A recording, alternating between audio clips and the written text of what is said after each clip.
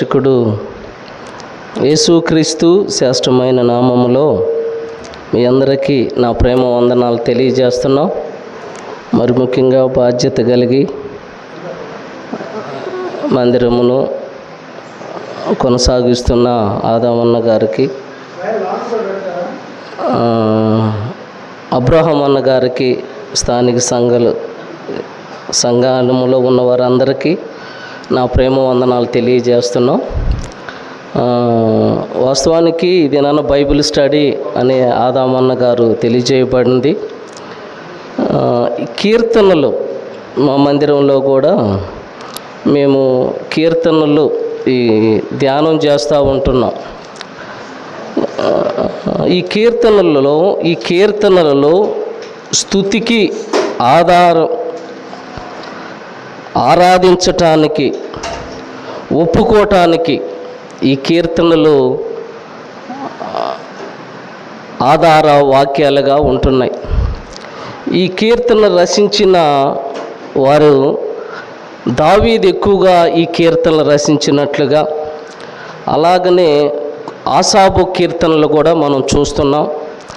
అలాగా కోరాహు కుమారులు ఈ కీర్తన రచించినట్లుగా, అలాగనే సొలొమోను గారు కీర్తనలు రచించినట్లుగా, అలాగే మోషే గారు కీర్తనలు, అలాగా ఈ 150 కీర్తనలు రచించింది నెహెమ్యా, ఎజ్రా కాలాలలో కూడా కొన్ని కీర్తనలు రచించినట్లుగా ఈ కీర్తనలు మనం చూస్తున్నాం.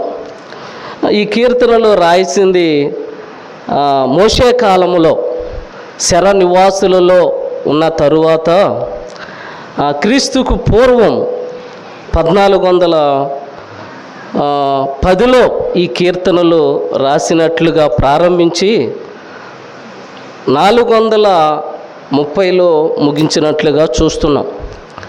ఈ కీర్తనలు 5 స్కందాలుగా లేక 5 భాగాలుగా విభజించినట్లుగా మనం చూస్తున్నాం. 1 నుంచి 41 వరకు కూడా మొదటి స్కందము లేక మొదటి భాగము అని మనం చూడగలుగుతున్నాం. అలాగా ఈ 150 కీర్తనలు 5 భాగాలుగా స్కందాలు లేక భాగాలుగా విభజించబడినది. దీంట్లో ఎక్కువగా దావీదే కీర్తనలు ఎక్కువగా రాసినట్లు కూడా మనం చదువుకుంటున్నాం. ఈ కీర్తనలో ముఖ్యమైన పట్టణము కూడా యెరూషలేము పట్టణము కనిపిస్తుంది. ముఖ్యమైన వాళ్ళు కూడా దావీదే ఎక్కువగా కనిపిస్తూ ఉంటాడు. ఈ 150 కీర్తనలో ఒక ముఖ్యమైన కీర్తన ఏంటి అంటే 100వ కీర్తన లేక 100వ కీర్తన లాగా ఈ కీర్తనలు మనం చూడగలుగుతున్నాం. ఈ కీర్తనలో కూడా ప్రవచనాలు ఉన్నాయి. అవి నెరవేర్పు కూడా ఈ కీర్తనలోనే మనం చదువుతున్నాం. అయితే ఈ రాత్రి మనం ధ్యానం చేసే కీర్తన ఏంటి అని అంటే దావీదు రచించిన కీర్తనే 3వ కీర్తన. ఈ 3వ కీర్తన దావీదు కుమారుడైన అబషలోము యొద్ద నుండి పారిపోతున్నాడు ఈ కీర్తనలో.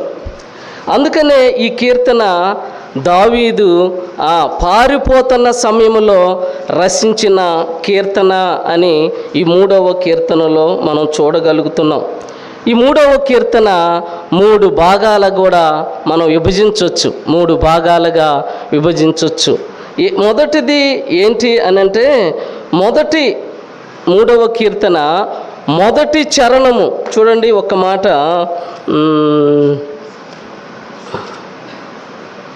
ఇక్కడ చూడండి. ఈ మొదటి చరణము 3వ కీర్తన నుంచి మొదటి చరణము నుంచి 2వ చరణం వరకు శత్రువుల చుట్టూ ముట్టినట్లుగా చూపుతుంది. ఈ మొదటి చరణము, 2వ చరణము. ఈ 3వ కీర్తన 3 భాగాలుగా మనం విభజించుకోవచ్చు. మొదటి చరణము నుంచి 2వ చరణం వరకు కూడా శత్రువు చుట్టుముట్టినట్లుగా దావీదు చూడగలుగుతున్నాడు. తదుపరి 2 నుంచి 6 వరకు కూడా దేవుని చేత కాపాడబడుతున్నట్లుగా చూడగలుగుతున్నాం. తర్వాత ఈ 3వ కీర్తన 7 నుంచి కదా 7వ చరణము నుంచి 8వ చరణం వరకు కూడా దేవునిచే రక్షించబడుతున్నాడు అన్నట్లుగా ఈ 3వ కీర్తన మనం చదువుకుంటున్నాం కదా. అందుకని ఈ దావీదు ఈ కీర్తన 3వ కీర్తన. ఈ దావీదు ఎందుకు ఈ కీర్తన రచించటానికి కారణం ఏంటంటే, సొంత కుమారుడే రాజుగా ఉన్న పరిస్థితుల్లో నుంచి తరుముతున్నాడు. రాజ్య పరిపాలనలో నుంచి తరవబడుతున్నప్పుడు ఈ కీర్తన రాస్తున్నాడు. అయితే రాత్రి మనము ఇన్ని ధ్యానం చేయం. 3వ కీర్తన 1-2 మాటలు మనం ధ్యానం చేయం. తదుపరి 2 నుంచి 6 వరకు కూడా దేవుని చేత కాపాడబడుతున్న ఆ మాటలు కూడా మనం ధ్యానం చేయటం లేదు. ఒకే ఒక మాట ఈ రాత్రి మనం ధ్యానం చేస్తున్నాం. ఏంటి ఆ మాట అంటే చూడండి, నేను కూడా చదువుతున్నాను ఆ మాట. ఇప్పుడు 3వ మాట 7వ చరణము నుంచి 8వ చరణం వరకు దేవునిచే రక్షించబడుతున్న దావీదును చూస్తున్నాం. అది అక్కడ మాట. ఏంటి 8వ చరణము ఏంటి? 3వ కీర్తన 8వ చరణం అంటే, రక్షణనిచ్చేది యెహోవాదే, నీ ప్రజల మీదికి నీ ఆశీర్వాదము వచ్చునుగాక. నా మాటలు మీకు క్లియర్గా అర్థమైపోతున్నాయి కదా? నా మాటలు అర్థమవుతున్నాయి కదా? ఇక్కడ 3 భాగాలుగా ఈ 3వ కీర్తన విభజించాము. మొదటి 1-2 చరణాలేమో శత్రువులు చుట్టుముట్టుతున్నారు. బ్రదర్స్ అండ్ సిస్టర్స్, రక్షించబడ్డావా? శత్రువులు సమీపంగానే ఉంటారు, ఏం భయపడిన అవసరం లేదు. దావీదు రాజు పరిపాలనలో ఉన్నప్పుడు కూడా దావీదుని తరమబడుతున్నాడని మొదటి చరణము 2వ చరణము చూస్తున్నాం. అదే 3వ చరణం నుంచి 6వ చరణం వరకు కూడా అదే దేవుడు కాపాడబడుతున్నాడు. తరవబడుతున్నాడు దావీదు, కాపాడబడుతున్న దావీదు, రక్షించబడుతున్న దావీదు. ఇది ఈ కీర్తనలో. ఇప్పుడు మనం ఒక మాట చదువుకుందాం. రక్షణిచ్చేది యెహోవాదే, నీ ప్రజల మీదకి నీ ఆశీర్వాదం వచ్చునుగాక. ఒక్క మాట ప్రార్థన చేసి మనం కొన్ని మాటలు కలిసి ధ్యానం చేద్దాం. దయగలిగిన మా ప్రభువా, కృపావాత్సల్యత కలిగిన మా తండ్రి, మీకు స్తోత్రాలు. ఈ రాత్రికాల సమయంలో స్థానిక సంఘాన్ని బట్టి మా ప్రభా, ఆదాం అన్న గారిని బట్టి మీకు స్తోత్రాలు. మా ప్రభా, అలాగే అబ్రహాం అన్న గారిని బట్టి మీకు స్తోత్రాలు. స్థానిక సంఘంలో ఉన్న బిడ్డలందరి కొరకు మేము ప్రార్థన చేస్తున్నాం. మా ప్రభా, ఈ దినాన మేము కలిసి మీ మాటలు మేము ధ్యానం చేయబోతుండగా నన్ను మరుగుపరచండి, మా అందరితో మాట్లాడమని మీకు మహిమ, ఘనత, ప్రభావాలు ఆరోపిస్తూ ప్రభా మీరు సహాయము చేయమని ఈ సమయం వరకు కూడా మీరు మమ్మల్ని బలపరుస్తున్న విధానాన్ని బట్టి మీకు స్తోత్రాలు చెల్లించుకుంటూ యేసు క్రీస్తు శాస్త్రమైన నామములో స్తోత్రించి ప్రార్థన చేయుచున్నాము తండ్రి, ఆమేన్. ఇక్కడ ఒక్క మాట ఏంటంటే, రక్షణ ఇచ్చేది యెహోవాయే అని చదువుతున్నామండి. అవును, రక్షణ దేవుని వలన కలుగుతుంది. ఒక మాట చదువుతారా? త్రెస్సలోని రాసిన 2వ పత్రిక 2వ అధ్యాయము 12వ వచనం చూడండి. అపోస్తుడైన పౌలు త్రెస్సలోని రాసిన 2వ పత్రిక 2వ అధ్యాయము 12వ వచనం అండి. ఇందుచేత సత్యమును నమ్మక దుర్నీతి యందు అభిలాష గల వారందరూ శిక్షావిధికి పొందుటకై 13వ వచనం చూడండి. 13వ వచనం, ప్రభు వల్ల ప్రేమింపబడిన సహోదరులారా, ఆత్మ మిమ్ములను పరిశుద్ధపరచటం వలన మీరు సత్యము నమ్ముట వలన రక్షణ పొందుటకే దేవుడు ఆది నుండి మిమ్మును ఏర్పరచుకొనెను. ఒక మాట ఏంటి అని అంటే, ఇక్కడ సత్యము నమ్ముట వలన మనము పరిశుద్ధపరచబడతాం. అంత మాత్రమే కాక మనం రక్షించబడతాం. రక్షణ. అవునండి. ఎందుకు ఈ మాట అంటే, ఆ రక్షణ యెహోవాదే. అవును, మనము ఇది నా జీవితంలో కూడా ఇక్కడ కూర్చోగలుగుతున్నాం. ఏంటంటే సత్యము నమ్మేము కాబట్టి మనము రక్షణ కదా. ఈరోజు నీవు నేను కూడా ఈ సత్యము నమ్మటం వలన ఒక దినాన మనము దూరస్తులుగా ఉన్న మనలని, అసత్యములో ఉన్న మనలని యేసు ప్రభు ఈ లోకానికి వచ్చి నేనే మార్గము సత్యము జీవమని యోహాను సువార్త 14:6 ఆ సత్యము వెల్లడపరచటం వల్ల ఈ దినాన మనం రక్షించబడ్డాం కదా. ఫిలిప్పీయులకు రాసిన పత్రిక 2వ అధ్యాయము 12 ఈ కాలమందు మీ రక్షణను భయముతోను వణుకుతోను నీ సొంత ఈ కాలమందు బ్రదర్ ఈ కాలమందు నీ సొంత రక్షణను కొనసాగించుకొనుడి. ఎట్లనగా ఎందుకనగా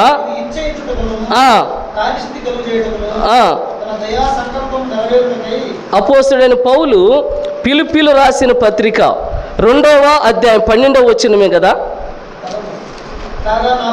కాగా నా ప్రియులారా, మీరు ఎల్లప్పుడూ విధేయులున్నంత ప్రకారము నా యొద్ద ఉన్నప్పుడు మాత్రమే కాక మరి ఎక్కువగా ఈ మాట అండి నాకు ఈ కాలమందు భయముతోను వణుకుతోను నీ సొంత రక్షణను ఏం చేసుకోవాలా? నా సొంత రక్షణను కొనసాగించాలండి. నా మాట అర్థమవుతున్నాయి కదా. నిజంగా బ్రదర్స్ అండ్ సిస్టర్స్, ఈరోజు మనం రక్షించబడ్డాం. నీ సొంత రక్షణను లేక నా సొంత రక్షణను భయముతో కొనసాగిస్తున్నామా? అసలు రక్షణను కాపాడుకోగలుగుతున్నామా? ఎందుకు అంటే తన ప్రజల మీదకి తన ఆశీర్వాదం వచ్చును. అవునండి. హెబ్రీలు రాసిన పత్రిక 11వ అధ్యాయం 7 కూడా చూడండి. అపోస్తలుడైన పౌలు హెబ్రీలు రాసిన పత్రిక 11వ అధ్యాయము 7 కూడా చదువుతావా? 7 విశ్వాసమును బట్టి నోవహు హెచ్చరింపబడి భయభక్తులు గలవాడై, అదండి ఇక్కడ చూసారా, తన ఇంటి వారి రక్షణ కొరకు. అవునండి. ఈరోజు ప్రియ సోదరి సోదరుడా, నువ్వు రక్షించబడ్డావు. నీ ఇంటి వారి కొరకేంటి? ఏరి నీ ఇంటిలో పిల్లలేరి? నీ ఇంటి వారు రాలేదే? అవునండి. నా మాటలు మీకు అర్థం అవుతున్నాయా? రక్షణ సత్యము నమ్ముట వలన మనకు రక్షణ కలిగింది, రక్షించబడ్డాం. ఆ రక్షణ ఎలాగా అంటే భయముతో వణుకుతో కొనసాగించాలి. ఆ కొనసాగించే సమయంలో నీ ఇంటి వారి కొరకు, అవును, నీ ఇంటి వారి కొరకు ఏం చేయాలా? రక్షణ. ఆనాడు నోవాహు దినాలలో తన ఇంటి వారి కొరకు ఒక ఓడను తయారు చేసుకున్నాడు, ఒక షిప్పును నిర్మించుకున్నాడు. ఆ షిప్పులో, ఆ ఓడలో కుటుంబం మొత్తం ఎత్తబడ్డారు. ఈ రాత్రి ప్రియ సోదరి సోదరుడా, నీ నా ఆత్మీయ జీవితంలో కూడా రక్షించబడ్డాం. దేవునికి స్తోత్రం. రక్షణను మనము భయముతో వణుకుతో కొనసాగించాలి. అంత మాత్రమే కాక నీ ఇంటి వారి కొరకై లెక్క అడుగుతాడు, నా ఇంటి వారి కొరకై లెక్క అడుగుతాడు. అందుకనే రక్షణ విషయంలో జాగ్రత్తగా ఉండాలి కదా. అది రక్షణ యెహోవాదే. ఆ మాట అండి. కింద మాట ఏంటి అని అంటే, నీ ప్రజల మీదకు నీ ఆశీర్వాదము వచ్చునుగాక అని అన్నాడండి కదా.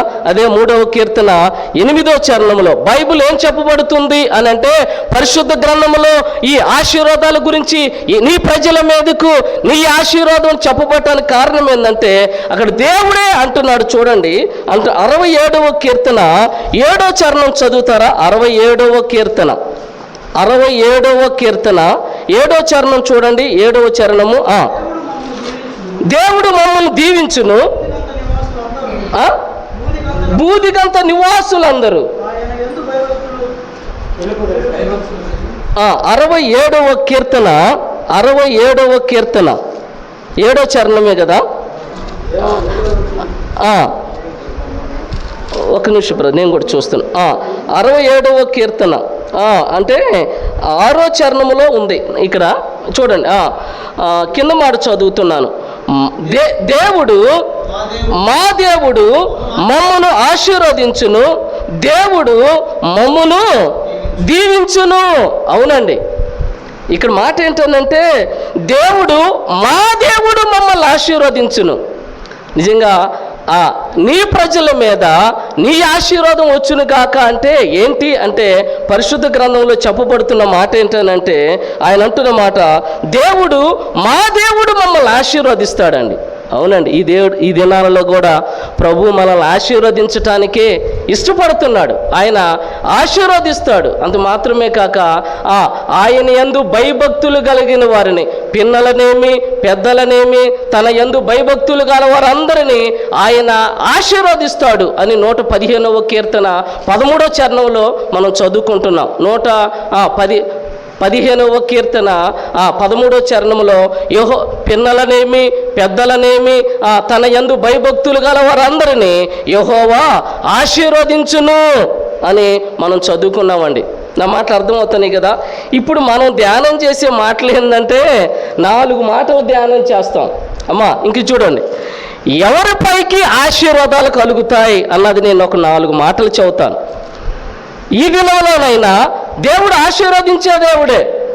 అవును, అందుకనే 67వ కీర్తన మనం 6వ చరణం కింద భాగంలో చదివాం. అందుకనే పిన్నలనేమి పెద్దలనేమి తన యందు భయభక్తులు గల వారందరినీ యెహోవా ఆశీర్వదిస్తాడు అని 115వ కీర్తన 13వ చరణంలో చదువుకున్నాం. దేవుడు ఎల్లటికీ ఆశీర్వదిస్తాడు. దేవునికి స్తోత్రం. అయితే దేవుడు ఎవరిని ఆశీర్వదిస్తాడు? 4 మాటలు చెబుతాను నేను. దేవుడు ఎవరిని ఆశీర్వదిస్తాడు? రండి, నేను 4 మాటలు చెప్పి నేను ముగించటానికి ప్రయత్నం చేస్తాను. రండి 24వ కీర్తనకు రండి. 24వ కీర్తన మొదటి మాట చూడండి. దేవుడు ఎవరిని ఆశీర్వదిస్తాడు? 5వ చరణం చదువుతారా?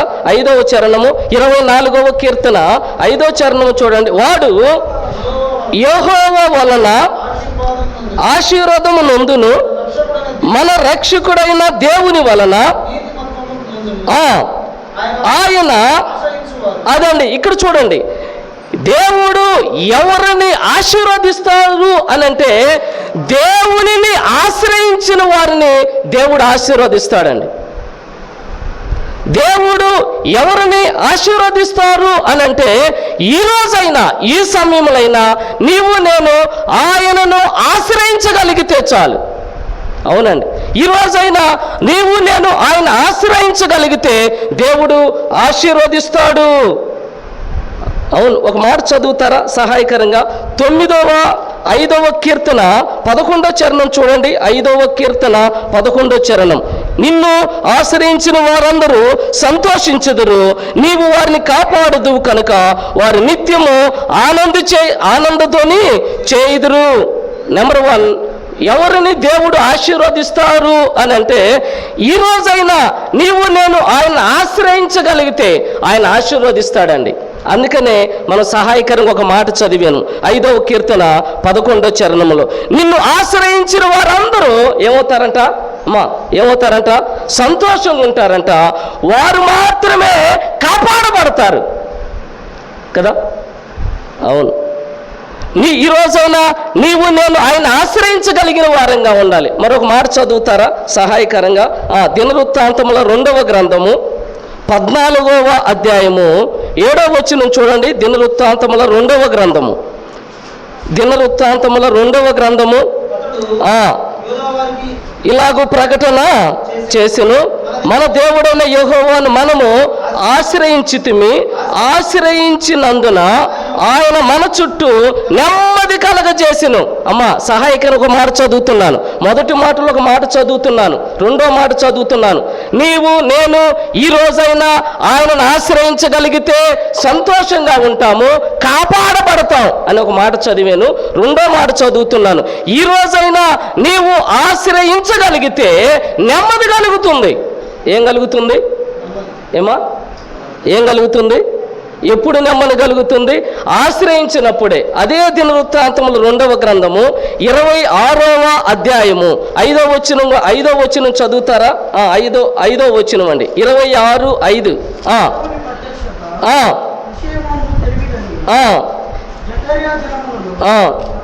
దేవుణ్ణి ఆశ్రయించును, అతడు యెహోవాను ఆశ్రయించినంత కాలము దేవుడు అతనిని వర్ధిల్లింపజేసెను. 3వ మాట చూడండి, మొదటిలో 3వ మాట చదువుతున్నాను. ఆశ్రయించగలిగితే వర్ధిల్లుతాం. అక్కడ మాట మళ్ళీ చక్కని మాటను చూసారా? దేవుడు అతనిని వర్ధిల్లింపజేసెను కదా. ఏం చేశాడంట? అబ్రహాము గారు కాదు ఆశీర్వదించేది, నేను కాదు ఆశీర్వదించేది. దేవుడు ఆశ్రయిస్తున్నాడు కాబట్టి దేవుడు అతనిని వర్ధిల్లింపజేస్తున్నాడు. అవునండి. ఈరోజైనా నువ్వు ఆశ్రయించగలిగితే, ఈరోజైనా నేను ఆశ్రయించగలిగితే ఆయన మనల్ని సంతోషించగలుగుతాము, కాపాడగలుగుతాడు. నేను ఈ రోజైనా ఆశ్రయించగలిగితే నెమ్మది కలిగిద్ది మాట నేను జ్ఞాపకం చేశాను. ఈ రోజైనా నువ్వు ఆశ్రయించగలిగితే వర్ధిల్లుతాము మాట జ్ఞాపకం చేస్తున్నాను. మరొక మాట జ్ఞాపకం చేస్తున్నాను.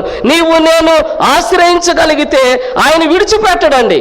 9వ కీర్తన 10వ చరణం చదువుతున్నాను చూడండి. 9వ కీర్తన, యెహోవా నిన్ను ఆశ్రయించిన వారిని నీవు విడిచిపెట్టువాడువు కావు. అవునండి. ఈ రాత్రి ప్రియ సోదరి సోదరుడా, ఆయన ఆశ్రయించగలిగితే 4 మాటలు చెప్పిన మొదటి మాటలో అమ్మా అర్థమైందా? ఈరోజైనా నువ్వు ఆశ్రయించగలిగితే, ఈరోజైనా ఆయన ఆశ్రయించగలిగితే మనం కాపాడబడతాం. ఈ రోజైనా ఆశ్రయించగలిగితే నెమ్మది కలుగుతుంది. ఈ రోజైనా ఆశ్రయించగలిగితే వర్ధిల్లుతాం. ఈ రోజైనా ఆశ్రయించగలిగితే ఆయన ఎన్నడూ ఎప్పుడు ఆశ్రయించిన వారిని విడిచిపెట్టడు. అవునండి. వచ్చిన సమస్య ఏంటంటే మనము ఆయన ఆశ్రయించాలి. ఎప్పుడు మనము ఆయనను ఆశ్రయించగలుగుతామో ఆయన మనల్ని విడిచిపెట్టడు. 2వ మాట చదువుతున్నాను చూడండి. 2వ మాట చదువుతున్నాను. ఎవరిని దేవుడు ఆశీర్వదిస్తాడు అని అంటే ఆయనను ఆశ్రయించే వారిని ఆయన తప్పక ఆశీర్వదిస్తాడు. అదే 24వ కీర్తన 2వ మాట చూడండి. 2వ మాట ఏంటనంటే 4వ చరణం చూడండి. వ్యర్థమైన వాటి యందు మనసు పెట్టకయు, కపటముగా ప్రమాణము చేయుకయు, నిర్దోషమైన చేతులను, ఇదండి 2వ మాట చూడండి. శుద్ధమైన హృదయము గలవాడే వాడు యెహోవా వలన ఆశీర్వాదము. 2వ మాట అండి. నా మాటలు అర్థమవుతున్నాయి కదా అమ్మా బ్రదర్స్? అర్థమవుతున్నాయా? భలే చెప్పాడు అనబాకండి. భలే చెప్పటానికి కాదు వచ్చింది, నీకు ఒక ముక్కన్న అర్థమైతే చాలు. అర్థమవుతుందా? ఈ రోజైనా నువ్వు ఆశ్రయించగలిగితే దేవుడు నిన్నేం చేస్తాడు అన్నది 4 ముక్కలు చెప్పాను కదా. 4 ముక్కలు చెప్పానండి. ఇక 2వ మాట ఏంటంటే, రెండోది నేను చెబుతున్నాను అంటే శుద్ధ హృదయం గల వారిని దేవుడు ఆశీర్వదిస్తాడు. ఉందా శుద్ధ హృదయం? మత్తయి సువార్త 5:8వ వచనంలో హృదయం శుద్ధి గలవారు ధన్యులు, వారు దేవునిని చూసేదరు. అవునండి. దేవుణ్ణి చూడాలి అని అంటే శుద్ధ హృదయం కావాలి కదా. ఇన్నాళ్ళటాంచి మడ్డిలో ఉన్నావేమో, ఇన్నాళ్ళటాంచి కొనసాగేమేమో, పచ్చాకు పనుల్లో కొనసాగేమేమో, దేవునికి దూరం అయిపోయామేమో, శుద్ధ హృదయం లేకుండా అయిపోయామేమో. ఈ రోజైనా ప్రభు నిన్ను ఆశీర్వదించటానికి రా, నేను నీకు శుద్ధ హృదయాన్ని ఇస్తానంటున్నాడు. రా, నేను నిన్ను బాగు చేస్తానంటున్నాడు. నువ్వు దేవుని యొద్దకు రాగలిగితే హృదయము శుద్ధి గలవారు ధన్యులు, వారు దేవునిని. ఒక మాట చదువుతారా సహాయకరంగా? 119వ కీర్తనకి రండి. 11వ చరణం చూడండి. 119వ కీర్తన 119వ కీర్తన 11వ చరణమేనా బ్రదర్? నీ ఎదుట నేను పాపము చేయకుండానట్లు నా హృదయములో నీ వాక్యములో. అదండి. ఈరోజు పాపము చేయకుండా ఉండాలంటే హృదయంలో ఏముండాలి? వాక్యం. అవునండి. ఈ రోజుల్లో లేదు. ఈ రోజుల్లో హృదయం వాక్యం లేదు. ఈ రోజుల్లో ఈ దినాలలో హృదయములో వాక్యం లేదు. ఆనాడు యేసేపు హృదయములో వాక్యం ఉన్నప్పుడు ఎంత పాపములకు ఎంత దూరంగా జీవించాడు. ఆనాడు ఎంత ధనము, ఎంత హోదా, ఎంత రంగు, ఎంత చూసినా నో, నాకు అవసరం లేదన్నాడు. ఎందుకంటే హృదయములో ఏముంది? ఏముందమ్మా? మూడు కూలీలు ఇస్తాను రండి అంటే బైబిల్ పక్కన పెట్టి, కారణం ఏంటంటే వాక్యము హృదయంలో లేదు. ఉందా వాక్యం? ఇక్కడ ఎందుకు దేవుడు ఆశీర్వదించడానికి ఇష్టపడుతున్నాడు అంటే వాక్యము హృదయంలో ఉండాలి. అవునండి. ఎప్పుడు మనకు శుద్ధి కలిగింది అని అంటే, ఎప్పుడు మన హృదయాన్ని పరిశీలన చేసుకుంటామంటే, హృదయంలో వాక్యం ఉన్నప్పుడు మనం పరిస్థితులు మార్చుకుంటాం.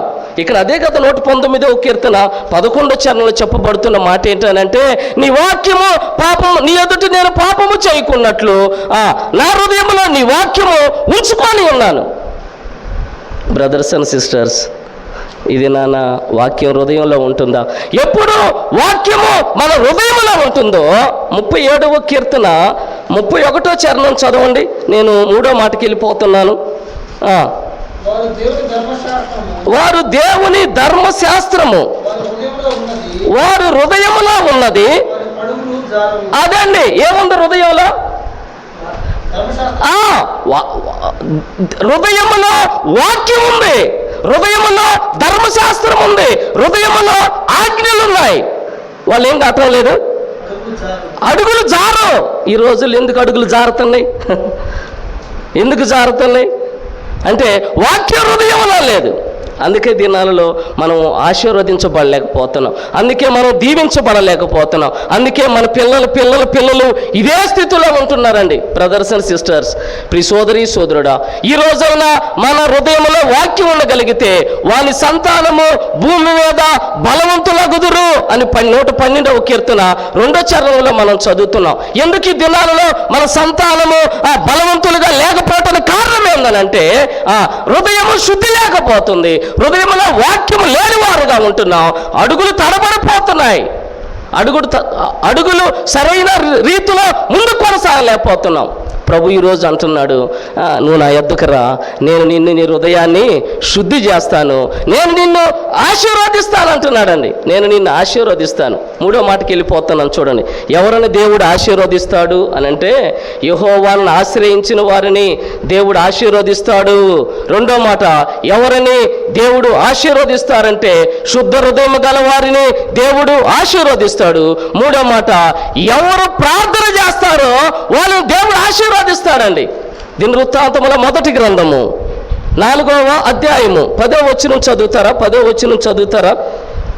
దినవృత్తాంతముల మొదటి గ్రంథము 4వ అధ్యాయము 10వ వచనం చూడండి. 10వ వచనం అండి. ఎబ్బేజు ఇశ్రాయేలు దేవుని గూర్చి మొరపెట్టి, నీవు నన్ను నిశ్చయముగా ఆశీర్వదించి. 3వ మాట వింటున్నారా మీరు? అమ్మా బాబు వింటున్నారా? 3వ మాట వెళ్తున్నాం. దేవుడు ఎవరిని ఆశీర్వదిస్తాడు అని అంటే, ఈరోజైనా నీవు నేను ఆయనను ఆశ్రయించగలిగితే ఆయన ఆశీర్వదిస్తాడు. ఈరోజైనా నీకు శుద్ధ హృదయం కలగజేసి నిన్ను ఆశీర్వదించడానికి ఇష్టపడుతున్నాడు. 3వ మాట ఏంటంటే, నువ్వు ప్రార్థన చేస్తే చాలు. అమ్మ ఏం చేస్తే చాలు? ఏం చేస్తే? అవునండి, ఎబ్బేజు ప్రార్థన చేస్తున్నాడు, నీవు నన్ను నిశ్చయముగా ఆశీర్వదించు. అవునండి, ఈరోజు ప్రార్థన చేస్తే దేవుడు ఆశీర్వదిస్తాడు. ఎంత ఖర్చు అయ్యి చెప్పండి? తల ఉపయోగాలు చెప్పండి. వాస్తవానికి మా మందిరం ప్రార్థన క్లోజ్, ఇప్పటికి అయిపోయింది. 9:30 క్లోజ్ చేసేవాడిని. అవునండి, 9:30 క్లోజ్ చేస్తాను, కొంచెం దూరంగా వెళ్ళాలి కాబట్టి. నా మాటలు వింటున్నారా? ఇక్కడ మాట చూడండి. ఎవరిని దేవుడు ఆశీర్వదిస్తారంటే ప్రార్థన చేసే వాళ్ళని ఆశీర్వదిస్తాడండి. అవునండి, ఈరోజు నువ్వు ప్రార్థన చేయగలిగితే నువ్వు ఆశీర్వదించబడతావు. సహాయకర్ ఒక మాట చదువుతారా? ఒక మాట చూడండి. 32వ కీర్తన 6వ చరణం చదువుతారా? 32వ కీర్తన 6వ చరణం చూడండి. కావున నీ దర్శన కాలమందు భక్తి కలిగిన వారందరూ అన్నీ చూడండి. చాలే బ్రదర్, థ్యాంక్ యూ. ఎవరు ప్రార్థన చేస్తారంటే ఎవరు ప్రార్థన చేస్తారు చెప్పండి? అవునండి, భక్తి ఉండాలి. ఉందా భక్తి? ఉందా ప్రేమ? ఉందా సహనం? ఉందా దయ? ఉందా కరుణ? ఏమైనా ఉన్నాయా ప్రభు లక్షణాలు? క్షమించే మనసుందా? ఎంతవరకు దూరం వెళ్ళిపోతారండి? ఎంతవరకు దూరం వెళ్ళిపోతాం? చచ్చినంత వరకు దూరమేనా? అవునండి. ఎవరు అంటే ప్రార్థన చేసేవాళ్ళు భక్తి కలిగిన వారు ప్రార్థన చేస్తారండి. అవును, అందరూ ప్రార్థన చేయరు. ఏదో వచ్చి మనుషులు ఎక్కడ కూర్చోవచ్చేమో కానీ ఒకవేళ ఏం రాలేదని అడుగుతారేమో కానీ ఇక్కడ ఎవరిని దేవుడు ఆశీర్వదిస్తాడంటే ప్రార్థన చేసేవారిని ఆశీర్వదిస్తారు. ఎవరు ప్రార్థన చేస్తారు అంటే భక్తి కలిగిన వారు ప్రార్థన చేస్తారండి. అందరూ ప్రార్థన చేయరు. అలాడు దానియేలు తన జీవితంలో కూడా తన భక్తిని కనపరిచాడండి. ప్రతి దినము మానక యెరూషలేము తట్టు కిటికీలు తెరవబడి దానియేలు గ్రంథం 6:10 ఈ వచ్చిన మనం చూస్తున్నాం. 6:10 ఆయన యథాప్రకారంగా ప్రార్థన చేశాడంటండి. సింహాల నోట్లోంచి తప్పించబడ్డాడా లేడా? అవునండి. నేను నా జీవితంలో భక్తి కలిగిగా ప్రార్థన చేయగలిగితే మనం రక్షించబడతాం, కాపాడగలుగుతాం. దేవునికి ఎవరి ప్రార్థన ఇష్టము అంటే యథార్థవంతులు ప్రార్థన ఆయనకి ఇష్టం అండి. 4వ మాటకి వెళ్ళిపోతున్నాం, మనం ముగింపులోకి వచ్చేసాం. సామెతల గ్రంథం చూడండి, సహాయకరంగా 3లో ఒక మాట చదువుతున్నాను. 3వ మాటలో ఒక మాట చదువుతున్నాను చూడండి. అదే సామెతల గ్రంథము 15వ అధ్యాయం 8వ వచనమే కదా. 8వ వచనమండి, 8వ వచనం. యథార్థవంతుల ప్రార్థన ఆయనకు ఆనందకరం అండి. 4వ మాటకి వెళ్ళిపోతున్నాం. ఎవరు ప్రార్థన ఆయనకు ఆనందం? అదే అండి. ఉంటున్నామా యథార్థత? మాటల్లో యథార్థత ఉందా? ప్రవర్తనలో యథార్థత ఉందా? చూపుల్లో యథార్థత ఉందా? క్రియల్లో యథార్థత ఉందా? పాటలలో యథార్థత ఉందా? వాక్యంలో యథార్థత ఉందా? మన విధానంలో యథార్థత ఉందా? ఉంటే నీ నీతిని బట్టి నీ నివాస స్థలాన్ని ఆయన వర్ధిల్లింపజేస్తాడు. యోబు గ్రంథం 6వ అధ్యాయం 8వ వచనంలో చెప్పబడుతున్న మాట అండి. నీ నీతికి తగినట్లుగా నీ నివాస స్థలాన్ని ఆయన వర్ధిల్లింపజేస్తాడు. ఉందా బ్రదర్? యోబు గ్రంథము 6:8 చూడండి. అదే కదా మాట మనం చదువుతున్నాం అక్కడ. 6:8 అండి. యోబు గ్రంథము 6:8 8:6 చూడు.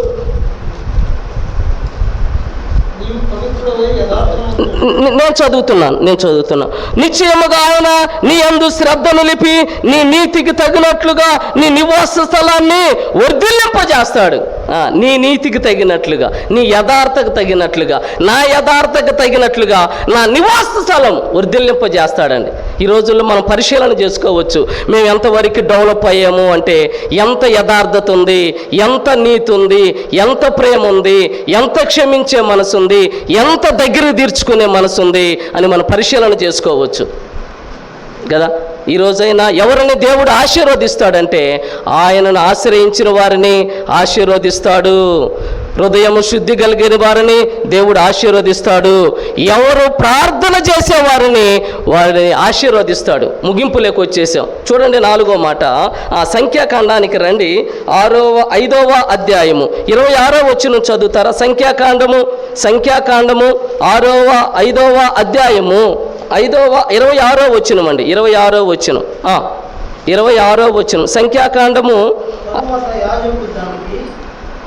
బ్రదర్ నేను చదువుతున్నాను. సంఖ్యాకాండము 6వ అధ్యాయము 26వ వచనం 6:26 యెహోవా నీ మీద తన సన్నిధి కాంతి ఉదయింపజేసి నీకు సమాధానము కలగజేయునుగాక. అట్లు వారు ఇజ్రాయేల్ మీద మాటనండి తమ నామమును ఉచ్చరించిన వారిని ఏం చేస్తున్నాడంట? ఆశీర్వదిస్తున్నాడంటండి. యేసు నామాన్ని ఉచ్చరిస్తే చాలు ఆశీర్వాదం. అవును, ఈరోజైనా ప్రభువా అని అనగలిగితే చాలు, తన నామాన్ని ఉచ్చరించగలిగితే ఆశీర్వదిస్తానంటున్నాడు. అవునండి, అవును. దేవుడు ఎవరిని ఆశీర్వదిస్తాడు అని అంటే నెంబర్ 1 ఆయనను ఆశ్రయించిన వారిని ఆశీర్వదిస్తాడు. ఆయనను ఎవరిని ఆశీర్వదిస్తాడంటే శుద్ధ హృదయం కలిగిన వారిని ఆశీర్వదిస్తాడు. ఎవరిని ఆశీర్వదిస్తారంటే ప్రార్థన చేసిన వారిని ఆశీర్వదిస్తారు. ఎవరిని ఆశీర్వదిస్తారంటే తమ నామమును ఉచ్చరించిన వారిని, యెహోవా సన్నిధిలో కనబడి తన నామమును ఉచ్చరించిన వారిని ఆయన ఆశీర్వదిస్తాడు. ఆయన సన్నిధిలో మనం ఎలాగుంటున్నాం ఏమా? ఒక మాట చదవండి, నేను ఇంకా ముగిస్తాను. 42వ కీర్తనకు రండి. 42వ కీర్తన. పాపం బాగా అలసిపోయారు. రెండవ చరణం చదవండి బ్రదర్. నా ప్రాణము దేవుని కొరకు తృష్టి కొనుచున్నది, జీవము గల దేవుని కొరకు తృష్టి కొనుచున్నది. దేవుని సన్నిధికి నేను ఎప్పుడు వచ్చేదను, ఆయన సన్నిధి నేను ఎప్పుడు కనబడదను. మనం ఏమనుకుంటాం ఏమా? ఫస్ట్ మనం కనపడితే వచ్చారులే, ఫస్ట్ వచ్చారులే అనుకుంటాం పనిలో. అది ఇక్కడ కాదు, అట్టగా చదువుతుంది ఇక్కడ. కోరాహు కుమారులు అంటున్న మాట ఏంటంటే, మేము ఎప్పుడు కనపడాలి దేవుని సన్నిధిలో. ఎందుకో దేవుడు మమ్మల్ని ఆశీర్వదిస్తాడు కాబట్టి మేము ఎప్పుడు కనపడాలి. మనం ఎప్పుడు కనపడుతున్నాం? మనం ఎప్పుడు దేవుని సన్నిధిలో కనపడుతున్నాం? అసలు ఇక్కడ అంటున్న మాట ఏంటంటే, ఆయన సన్నిధి నేను ఎప్పుడు కనబడిదను. అవునండి, ఈ దినాల్లో ఎందుకు మనం దీవెనలు పొందలేకపోతున్నామంటే, ఎంత సంపాదించిన డబ్బులు ఎటోకెట్టి వెళ్ళిపోతున్నాయి. కారణం ఏంటో తెలుసా మీకు? బోల్డన్ సంపాదిస్తున్నారు కానీ నిలవటం లేదు. కారణం ఏంటంటే చేయాల్సింది చేయలేకపోతున్నాం. ఒక మాట చూడండి, నేను ముగించేస్తున్నాను. 84వ కీర్తన, 84వ కీర్తన ఒక మాట చదువుతారా? 2వ చరణం. యెహోవా మందిర ఆవరణము చూడవలనని నా ప్రాణం ఎంతో ఆశపడుచున్నది, అది సొమచిల్లుచున్నది. జీవము కలిగిన దేవుని దర్శించుటకు నా హృదయము నా శరీరము ఆనందముతో కేకలు వేయుచున్నది కదా. దేవుని మందిరం చూడాలి, దేవుని మందిరం చూడాలి, దేవుని మందిరం చూడాలి. ఏమొచ్చింది దేవుని మందిరం చూస్తే? దేవుని మందిరం చూస్తే ఏమొచ్చిద్దమ్మా? ఈ రోజుల్లో క్వశ్చన్ ఏమొచ్చింది? ఆశీర్వాదాలు వస్తాయండి. అవునండి, ఈ దినాల్లో ప్రియ సోదరి సోదరుడా, నీ నా ఆత్మీయ జీవితంలో దేవుని నామాన్ని ఉచ్చరించగలిగితే ఆశీర్వాదాలు అయితే, దేవుని సన్నిధిలో కనపడగలిగితే ఇంకెంత ఆశీర్వాదాలు. దేవుని మందిరం చూడాలని ఆసక్తి ఉంటే ఎంత దీవించబడతామండి. 7వ చరణం చదవను బ్రదర్, ముగిస్తాను. 7వ చరణం 4:84-7 చూడండి. వారు నానాటికి ఎవరు? ఇది చూడండి, ఎవరు?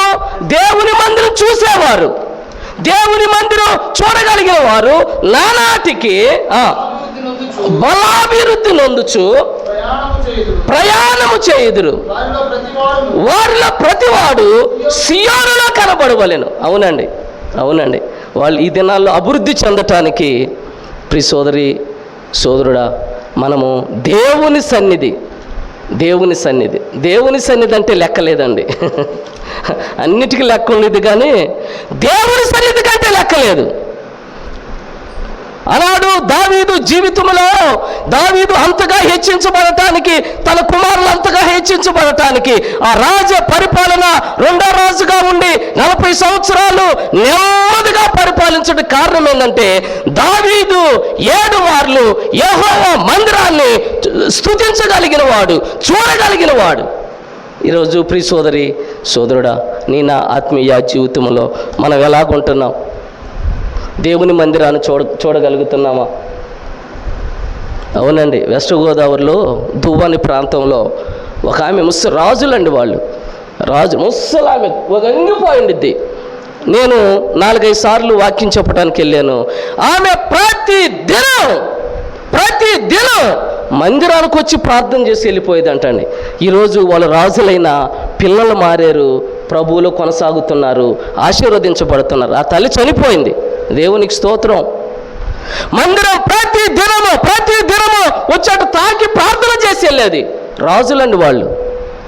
ఈరోజు చనిపోయింది, పిల్లలు దీవించబడ్డారు. ఈరోజు నేను చూడగలుగుతున్నాను. ప్రియ సోదరి సోదరుడా, ఈరోజు నా ఆత్మీయ జీవితంలో కూడా దేవుడు నన్ను ఆశీర్వదించాలని ఆయన పరలోకము నుంచి భూలోకానికి జన్మించాడు.